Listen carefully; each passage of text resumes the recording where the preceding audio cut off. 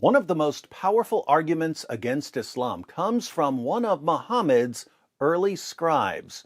Allah would give a revelation to his messenger Gabriel, then Gabriel would pass the revelation on to Muhammad, then Muhammad would recite the revelation to his followers, and they would try to memorize it. But memorizing it was difficult, so a scribe would write down the revelation. A man named Abdullah Ibn Ibn Abi Sarh converted to Islam and became one of Muhammad's scribes. But he eventually left Islam and became an apostate. Why did a man who learned the Quran from Muhammad himself decide to become an ex-Muslim? It wasn't because he wanted to drink beer, or because he wanted to eat pork, or because he was being paid by the Jews. It was because he had indisputable proof that Muhammad was a false prophet. Let's read a quick summary of the problem that Abdullah saw. A little context: when Muhammad conquered Mecca, he ordered his followers to execute specific people, even if these people took refuge inside the Kaaba. Abdullah ibn ibn Abi Sarh was one of the people Muhammad ordered his followers to kill. Why did Muhammad demand Abdullah's head? This is from 23 Years by the Iranian scholar Ali Dashti. The last named on Muhammad's execution list, referring to Abdullah, had for some time been one of the scribes employed at Medina to write down the revelations. On a number of occasions, he had, with the Prophet's consent, changed the closing words of verses. For example, when the Prophet had said, "And God is mighty and wise," Abdullah ibn Abi Sarh suggested writing down, "knowing and wise," and the Prophet answered that there was no objection. Having observed a succession of changes of this type, Abdullah renounced Islam on the ground that the revelations, if from God, could not be changed at the prompting of a scribe such as himself. After his apostasy, he went to Mecca and joined the Qurayshites. So Muhammad would receive revelations and recite these revelations to Abdullah, his scribe, and Abdullah would say, in effect, "Why don't we write it like this instead?" And Muhammad would reply, "Fine, write it like that." Abdullah eventually realized that if these were actual revelations from God, and if Muhammad was an actual prophet from God, Muhammad wouldn't keep letting his scribes make changes to the text of Allah's perfect, eternal word. Abdullah concluded that Muhammad wasn't a true prophet, and he abandoned Islam. This was a huge embarrassment to the early Muslim community, so much so that Allah even complained about Abdullah in his eternal speech, the Quran. Surah 6, verse 93.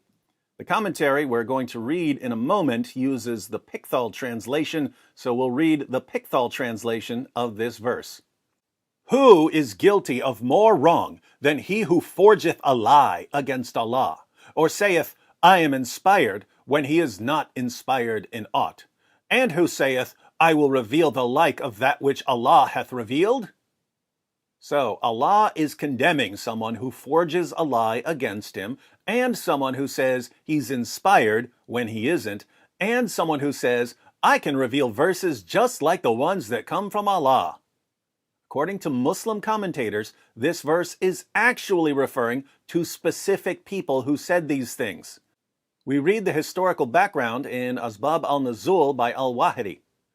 "Who is guilty of more wrong than he who forgeth a lie against Allah, or saith, I am inspired?" 693. This was revealed about the liar, Musaylama al-Hanafi. This man was a soothsayer who composed rhymed speech and claimed prophethood. Wow, imagine composing some poetry and then claiming that you must be a prophet because of your awesome poetry. Seems like this was popular in 7th century Arabia. He claimed that he was inspired by Allah. So, one of the people Allah condemns in Surah 6, verse 93, is Musaylima. But there's another. "And who saith, I will reveal the like of that which Allah hath revealed?" 693. This verse was revealed about Abdullah Ibn Sa'd Ibn Abi Sarh. This man had declared his faith in Islam, and so the Messenger of Allah, Allah bless him and give him peace, called him one day to write something for him. Muhammad didn't just call him one day. Abdullah was one of Muhammad's regular scribes, but this commentary is going to focus on something that happened one particular day. When the verses regarding the believers were revealed, verily we created man from a product of wet earth. This is the passage about the creation of man in Surah 23, 12 through 14. The prophet dictated them to him. When he reached up to verse 14, which says, and then produced it as another creation, Abdullah expressed his amazement at the precision of man's creation by saying, so blessed be Allah, the best of creators. So, Muhammad is delivering revelations about the creation of man, and Abdullah, who's writing down these revelations and finally learning about how Allah created man, exclaims, so blessed be Allah, the best of creators. Now watch what happens.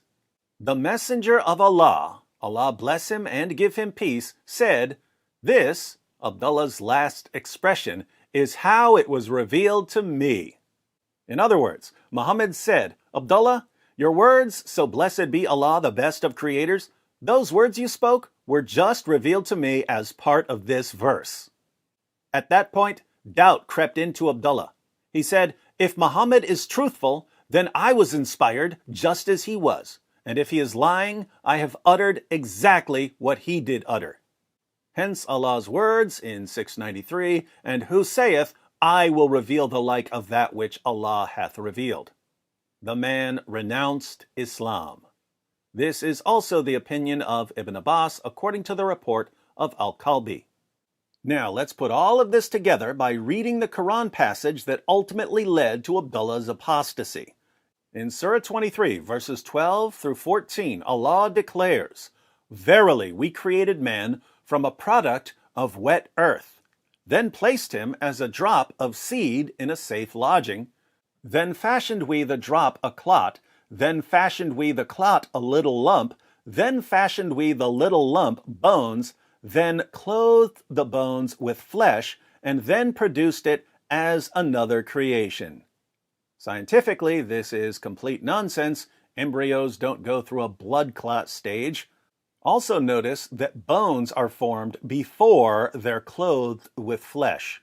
So the clot becomes a lump, then the lump becomes bones, and only after the bones are formed are the bones clothed with flesh. Again, total nonsense.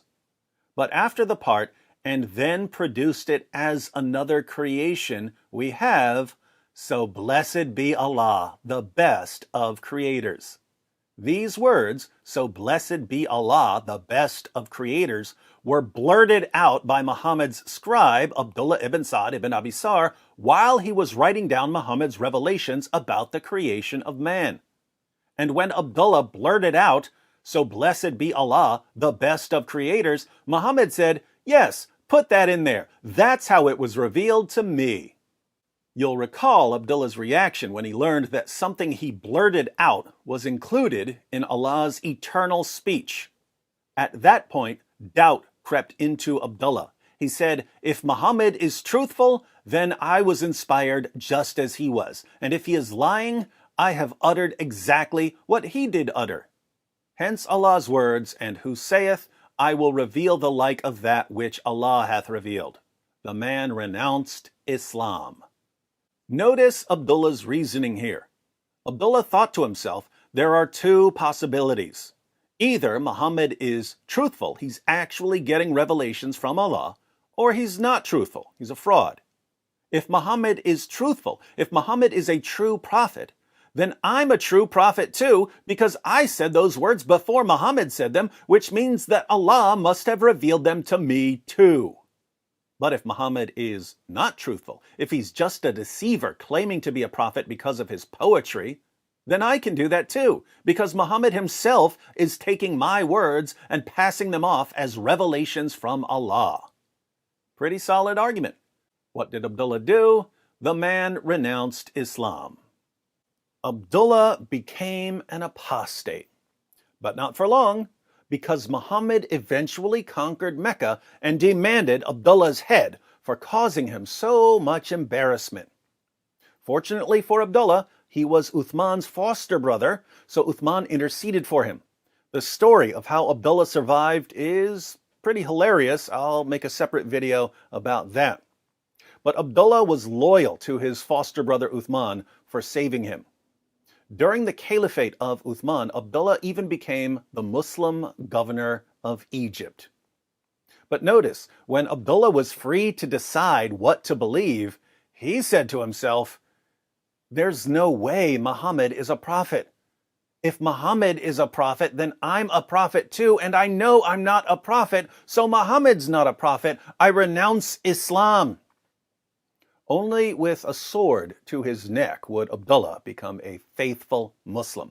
And here we see why even Muslim scholars admit that without the death penalty for apostasy, Islam would have died out long, long ago. So my question for you Muslims who live in Western nations, my question for you Muslims who are free to leave Islam is, why can't you see what Abdullah saw? One of Muhammad's early scribes, a man who heard revelations directly from the lips of Muhammad, realized that there's no way Muhammad was a true prophet. Abdullah saw that. Why can't you? Abdullah only lived as a Muslim later because of the death penalty for apostasy. What's your excuse for continuing to follow the most obvious false prophet in history?